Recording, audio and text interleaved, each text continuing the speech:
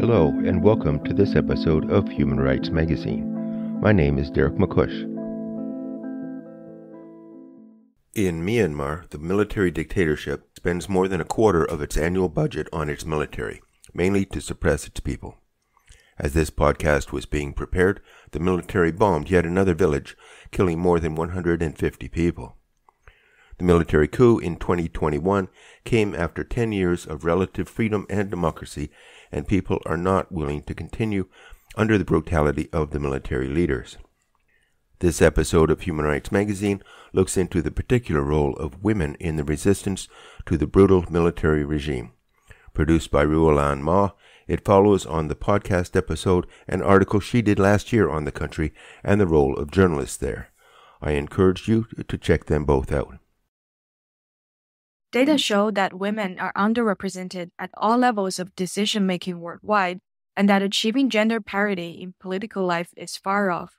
However, this is being challenged. Even in Myanmar, the country that is experiencing a repressive military regime, female activists from all walks of life are at the forefront of advocating for democracy, despite the risk of being arrested or even killed by the military.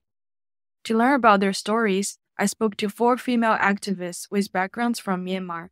The first guest I talked to was a student activist who wishes to be called Evelyn for privacy reasons. Her activities included supporting the teachers in the college who are on CDM, which is short for Civil Disobedience Movement, and confronted the school headmaster to join CDM, issue statements in support of civil servants to stay on CDM, and condemning the educational authorities' actions against people who are participating in CDMs. She also participated in her hometown's anti-military dictatorship protests for providing logistics support to the protesters and those on CDM. I'm a university student at the time, and I'm attending my first semester. And due to the COVID-19, our university closes, and we are not currently attending the university. So once the coup happened, our universities are still closing, but I am alumni of our student union. I know that in Canada, all of the students are member of student union, but in Myanmar, not like that. So we make a group, and then we collect the members of a student union, and I'm also one of the student representative of my major. As soon as the coup happened, we had waited 72 hours. So after 72 hours, we started to protest on the road, and then we just shout and we just hold the signboards and we express our feelings that we against the military coup. But in Naypyidaw, one girl died. After her death, the people became more intense, and I think from that time on, CRP was formed, and then our elected government of 2022, they organized NUG, and then according to what they said to stop the military without other things, we should involve in CDM. So from that time on, I also involved in CDM. And then as I'm a student representative, I attend a meeting with my seniors and other student representatives of the other major. And then we collect the data, and we ask our students, and we persuade them to involve in the CDM movement. So 97% of the students of my whole university involved in CDM. But for teachers, our headmistress, she attended one of the meeting of military coup. So we contacted her and we asked her why you attend the meeting of the military, because one of the students of my university have also died at that time. And some of my friends and seniors are in the jail. Why are you still attending the meeting? And she said that when they want me to attend the meeting, I had to go to the meeting and attend. It's nonsense. So we contacted our teachers and tell that teachers, please involved in CDM movement. So from that time on, I am also joining an organization of army students around the world. So with their help, I requested them to donate our CDM teachers, and by collecting the data, 73% of our teachers were involved in at the time, but not including our headmistress. I requested the donation money from my foreign friend, and then other non-CDM teachers also know that I'm the donors, so I cannot live in Yangon anymore.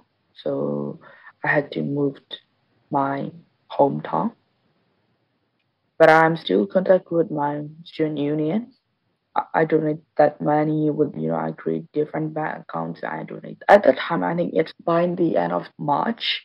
So protests are not that much free in my country. Soldiers are killing and they are shooting the people who protest on the road. But our students and my seniors does not want to stop our protest. So I need to contact with the student union and then inform my classmates like, okay, we will have a secret protest at dawn, 5 a.m. So who wanna participate and the location will be this and this. Do you wanna join? And we are still protesting at that time. When there is no more protest on the road, with the help of some organizations, I had contact with people who are training for like PDF in the forest. I had contact with those people in the forest, and my auntie also became one of them. I do like donations secretly to these people, and I had contact with them in the protest. One of my best friend's boyfriend, he died. He is also my friend. So at the time, I feel really suffered. He is the same age of me, and then he died, and I feel really like sorry about him. And then I I decided like I will do whatever I can to protest. So, but at the time, I know that my parents will not allow me to go to the forest, maybe because of my age or I'm not that mature. Evelyn told me that her motivation comes from her friend who tragically died from a protest, her childhood experience of being treated unfairly at school, inspiring movies, and her strong interest in politics. So the first one is my friend from high school, he died. The second one is my senior from my university, she died. And other things are the other young guys, they of my same age, they also died. And another motivation is like since the coup happened, I'm ready to protest because since my childhood, I was also interested in political issues. And, since our childhood, we had to face that we don't get equality because some children, their parents are soldiers, and then the teacher favor them. For some cases, although I won the prize, teachers don't give us. They just give award to these people. There are so many things like just we don't get equality. That's what I know. And then since I was, I think, around 6 years old, I watched the movie The Lady and then Back to Yangon, like these movies. So these are really motivating movies, and it's all about Dawn San Suu Kyi, our state councillor, and my grandfather, my parents are interested in like politics. So since I was young, whenever we have dinner, my grandfather used to tell me about the political things. That's why I'm interested. But as politics is so complex, when I informed my grandfather, I was also a member of student union. He was worried because that 1988 uprising and the other uprisings, most of the uprisings in Myanmar are started by student union. That's why he knows that if something about some political issues happen in Myanmar, I'll also be like the one who protests. Evelyn also has a female role model who not only motivated her, but also make her friends from other countries admire Myanmar people's bravery in fighting against the military dictatorship. She was the greatest woman of 2022. She is also a minister of a political party of Myanmar. She's like my brother's crush. She's so young, but she started the protest in Yangon. Not only her, the other female activists, women's empowerment are also great, the protests.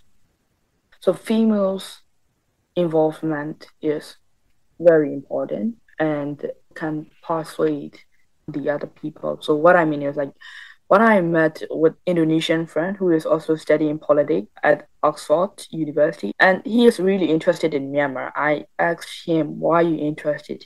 And then he said that there is a winner of Miss Universe Myanmar.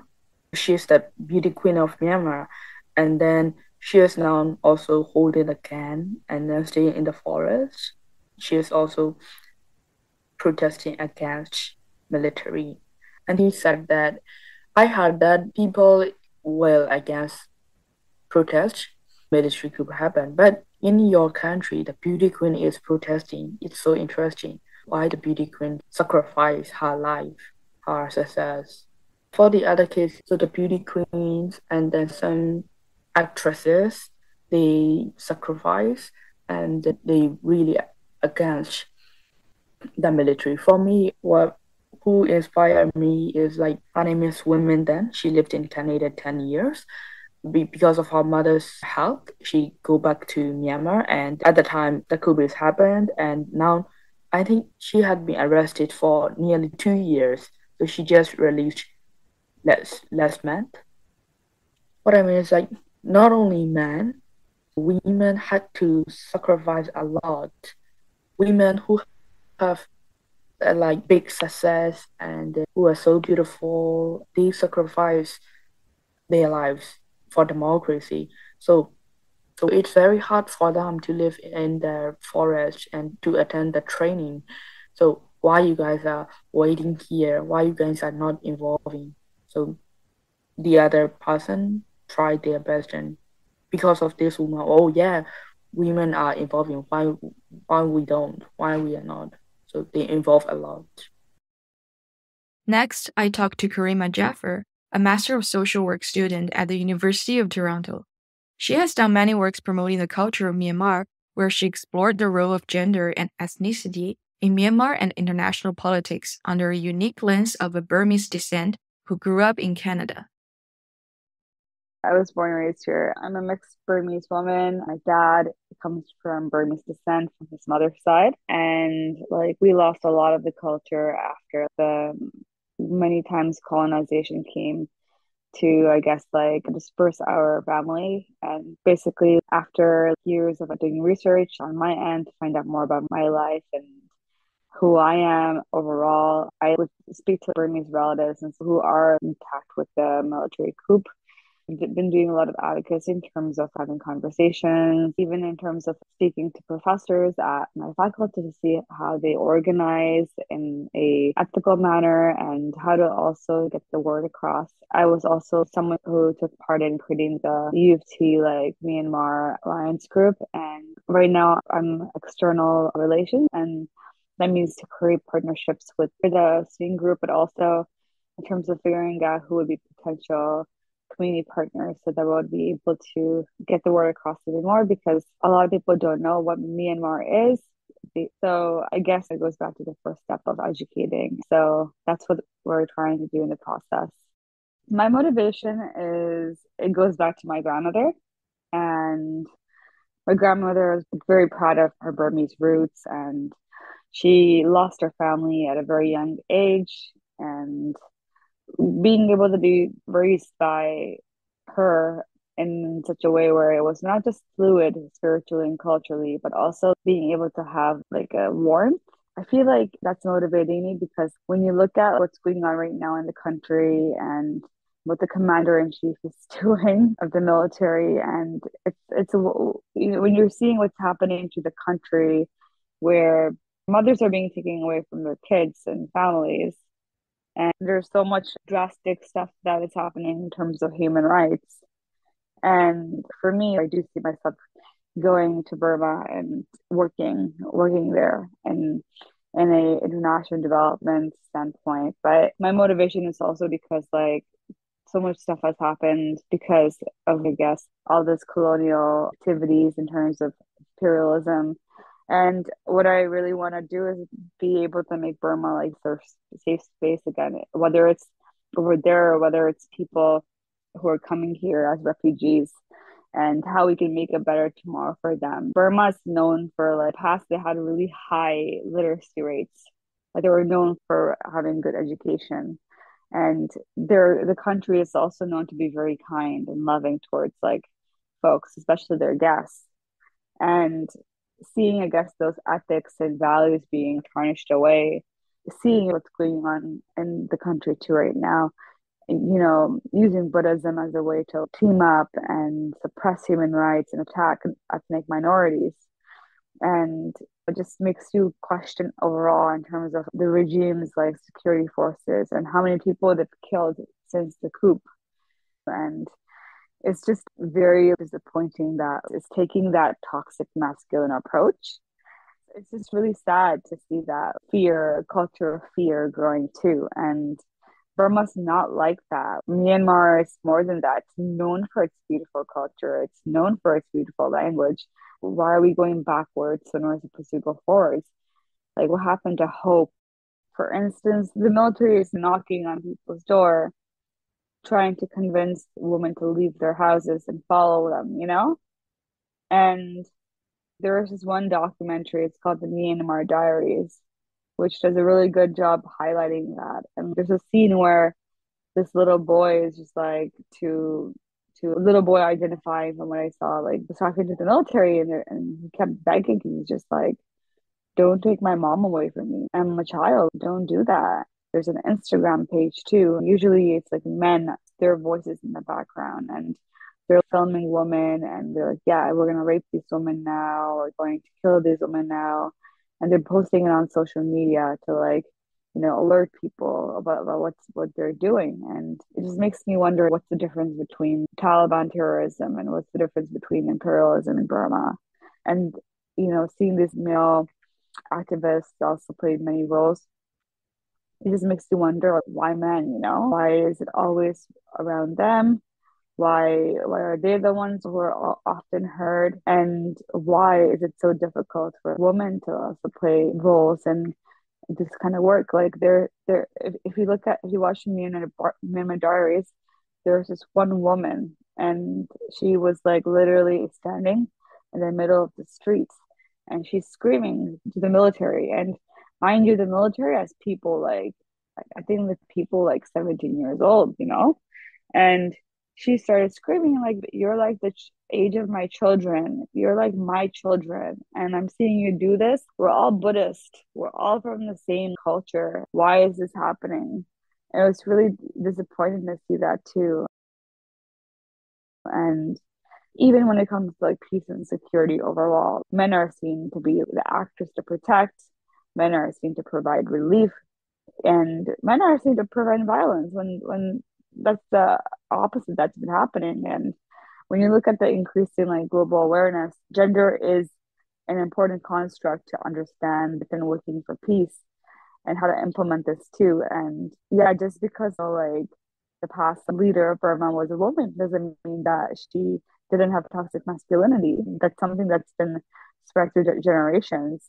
And the thing is, because of military coups, I don't think the role of women are being strengthened, but it's been taken away, and it's increasing the impact of violence, not just on the lives of women and girls and their kids, but at the same time, just being able to understand the social expectations on boys in Burma now that like military coup are appearing at their doors and taking away their moms or sisters or whatever. And it's just how are they going to take the next step? These are like little kids who are being abandoned. And it's what is it going to do to them? What is it going to do to their growth? What is it going to do to their psyche? It's like, what is it going to do to their ethics? Who are their role models? And that's something that lacks and where that stems from in terms of taking a more intersectional approach. Jaffer believes that stereotypes based on gender and ethnicity are perpetuated in politics, but she is determined to advocate for people like her in a freer political environment in Canada. If you look at Burmese women, they've always been pretty timid, and that goes back to gender norms, but also the culture that's been set out in Burma in terms of not just Buddhism, but also like centuries in terms of like how women have been depicted. But my first time seeing an actual female activist was a few months ago at the book launch at U of T's Monk School. And even though she was there, she wrote the book, the two white men who were with her basically took over. And of course, her coming from probably her Burmese humble roots, she didn't really speak. But the thing is, again, gave the power away to those white men. And it's just a very big anti-colonial struggle overall. Like for me, when it comes to the Western world and seeing Burmese folks, I, to be honest, didn't even know that so many Burmese people existed in Ontario until like a few months ago when I was doing my research. And even the women that I've met, they're very quiet, very to themselves, and it's just another clear reflection. In Burma, it's more about survival, and over here, it's more about choice. But at the same time, the aspect of shame and guilt plays such a big role, and it's difficult for like women to influence authority as men usually do, and it goes back to, I guess, like governmental bureaucracy. But at the same time, I just feel like women need to be more empowered. My challenge is that people should start creating space for Burmese women and being able to encourage them and finding ways to be strategic in terms of how to get them to be included in things like this. But at the same time, see like women leaders, I see women journalists to also be able to use the entire, not just democracy impact, but also how it plays a big role within the symbolism of Indo-Pacific regions. Burma is such a diverse community. It has so many different ethnicities and so many different cultures. How are we able to create that solidarity so that not just women of Burma are being recognized for their courage, but also how we can fight for them and in ways that's not just safe for us and safe for them, but also like effectively getting the word across, whether it's through social media or these events. But at the same time, how are we able to create a more pluralistic society? I think one thing is the fact that I'm mixed race. I have different privileges. Like being here too in Canada, you're so privileged in so many ways that you don't even see the different types of suffering that are existing. That just came up to me in terms of like my experiences are different than people who are pure Burmese. My dad came here in the 1970s and he basically told me, you're a Canadian, you have to speak your mind, you have to be honest, you have rights. And I just think that it was very powerful to have a dad who did that for me. And I hope that one day I'm able to honor my dad in a way where we're also honoring my grandma and my ancestors too, so that we're able to make it an easier place to live for people who can't seem to have that. The third guest we have is Han Lei, a Burmese beauty pageant title holder and pro-democracy activist.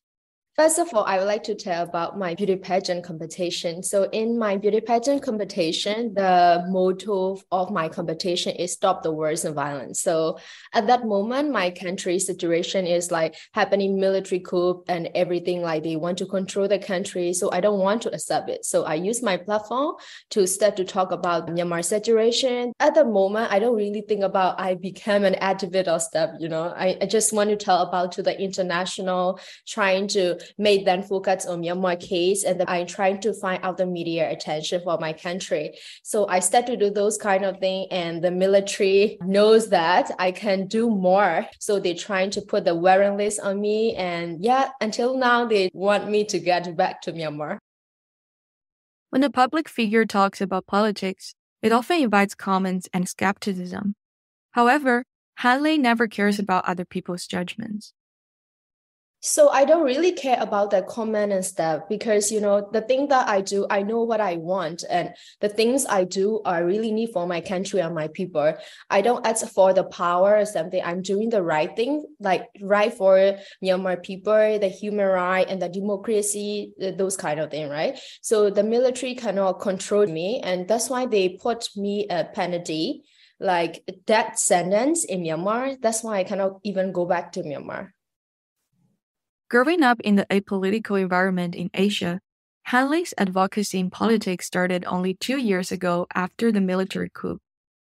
So, as you know, in Asia, like talking about politics, it's not really popular, especially in the young generation. The people don't talk about politics and stuff, right? So I also don't know about any political stuff, even what is happening in Myanmar before too. So my family and my parents, they don't really share to me about the politics. So after the military coup, I start to wonder what is really happening in Myanmar and what is like military controlling people for what kind of reasons, something like that. So I start to realize our country, it's like controlled by military so many years before. So I start to feel like, okay, I'm the new generation and I'm the beauty queen. I'm the spokesperson. So I can do something for my country and using my platform effectively, right? So like 2 weeks after the military coup, I was thinking, no, I will not go to the beauty pageant anymore. My country is like happening like so like horrible things and so many people die. Why should I represent Myanmar at this moment? After that, I realized, no, I'm the spokesperson. Even though I cannot change anything, I can spread out the message to international community and ask for the help to help the Myanmar people. So that kind of motivation I got, and I decided to compete the competition. So I flew to Thailand, and when I arrived to Thailand, I started to contact so many media and trying to accept. Do you know about Myanmar situation? At that moment, they don't really know. They have no idea because the military blocked all the information in Myanmar, and they even blocked airport. They even cut out the internet connection and everything. So the message cannot reach. So I trying to think like, okay, I can do something for them. So I connect with my fans from Myanmar. They give me like a few information, like update information every day. So I start to use and posting from my Instagram platform, and people start to interest about what is happening in your country, and they try to ask me, and I explain. Contrary to many people's assumption, Hanlei's motivation for having a career as a beauty queen is much more than getting approval for her physical appearance. So since I was young, I really want to be a spokesperson. I don't like a woman stay at home, like take care of the house, cooking for her husband. That's not the thing that I like. So I always wanted to be like spokesperson, always want to share the awareness for the woman. That's why I became beauty queen. So like the platform, the way that I do is very much for me. So I decided to talk about politics. My project for the beauty pageant competition is Stop the Wars and Violence, right? So I go to like so many refugee area in Myanmar, trying to help them, like donate the money. That was my project before. But my project was changed because of the military coup. Hanlei also told me that there are many people in the entertainment industry who have devoted themselves to the political activism. So many like artists, like other actors and the singer are in United States and Australia. Like I'm the only one who living in Canada. So most of my friends, they stay doing like basic events, and they're trying to motivate to people about to support Myanmar every single day. They keep doing that like me as well in other country. But in Canada, I'm the only one person. I mean, like a social influencer, I'm the only one. So I have to do so many events by myself alone.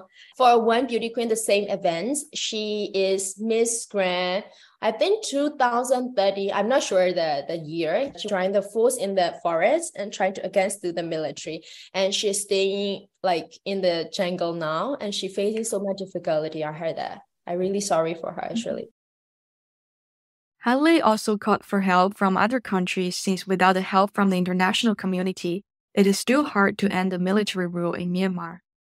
The international community can help to Myanmar because we cannot fight alone. We don't have weapons. We don't have money. The young generation live in the jungle to fight that huge military. So of course we need the international help. So that's why I was so happy, like 3 weeks or 4 weeks ago, the US gave the supports to Myanmar. So I was thinking about why Canada don't give any supports to Myanmar. So I really want to tell the Canada government to support Myanmar people as well. That's what me and other people, we have a group and we're trying to pressure the government to support Myanmar people who are living in the jungle and support the medical staff and other things like that. The last interviewee I spoke to was a professor teaching political science at a university in North America. For personal reasons, she asked not to reveal her name and other personal information. Out of respect to her request, I will refer her as the professor for the rest of the interview. I started our conversation by asking, how severe is gender inequality in Myanmar and how does it worsen women's situation during the coup? The professor answered, I think it depends on which areas and ethnic groups you are looking at. Women from urban areas and higher socioeconomic classes tend to enjoy more privileges than their counterparts in rural areas. Overall, however, there has been official discrimination against women in civil service and higher education. For instance, women need to have higher scores than men in order to get into medical and engineering school because they perform better in school. There still is a small percentage of women in top-level government positions, let alone the military and elected positions. Women tend to dominate in university teaching positions. Although we do not have statistics, women suffer gender-based violence and discrimination at home and at work in terms of salary and promotion, and do disproportionate share of houseworks. The coup affects all gender across different places, but it affects men and women differently. Young men are more likely to constitute a disproportionate share of people killed by the military and more likely to join the resistance movement. Since the coup, more women went outside of the home to run an errand and engage in income-generating activities, including going overseas to work as housemates because it has become riskier for men to go out. Men are more likely to be questioned, searched, and treated harshly by security forces. There has been an increasing number of female-headed households because men join the resistance movements or are being killed. The next topic we discussed was the rising wave of female activism advocating for the end of military rule and the establishment of democracy. It is not expected to have female figures in the political arena in Asian culture, so I asked the professor, how do you think the female activists break free from the stereotype and what impact could they make?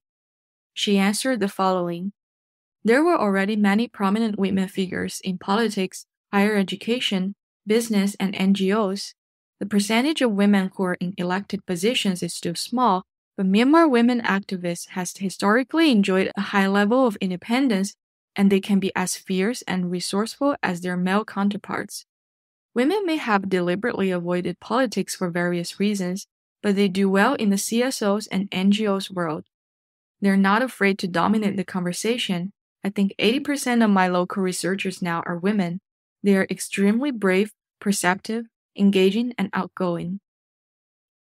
I was also curious to know if there are a lot of female academics from Myanmar, what kind of contribution women academics are making to contribute to the country's cause of democracy. The professor told me, yes, there are a lot of female academics in Myanmar, and they do occupy high-ranking positions. Many of them have engaged in civil disobedience movement. Education and healthcare sectors are the two sectors that see a high rate of civil disobedience movement against the coup. A few left the country or joined the resistance movement in the border areas, but most resigned from their positions and are quietly living inside the country. Next, drawing from my experience and background as a political science graduate, I am often bothered by Eurocentric theories I learned in class. I wondered if the professor has encountered the same problem in her study and teaching, and how did she deal with them? She said, yes, most theories in social sciences are either Euro or American-centric, but we as academics have an opportunity to question, challenge, and present alternative ideas in our published works. There have been a growing number of native as well as Western scholars who propose new theories that capture reality on the ground. I try to incorporate them into my syllabus. As you know, there have been a growing number of feminist scholars from Asia who question Western feminists who claim to represent the voices of feminists from third world countries. Lastly, I asked the professor if her background motivates her to pursue a career in political science and what does she eventually want to achieve with her knowledge and professionalism in this area. She answered, yes, definitely. My research areas mainly focus on political economy and ethnic politics, the two challenges that have faced Burma since it gained independence from Great Britain. In addition to teaching and research, I would like to spend more time on the ground helping with humanitarian assistance, sustainable development, and policy engagement. Thank you for listening to this episode of Human Rights Magazine. The podcast is brought to you by the Upstream Journal. I invite you to consider supporting the program and the magazine with a contribution through PayPal as you explore other episodes.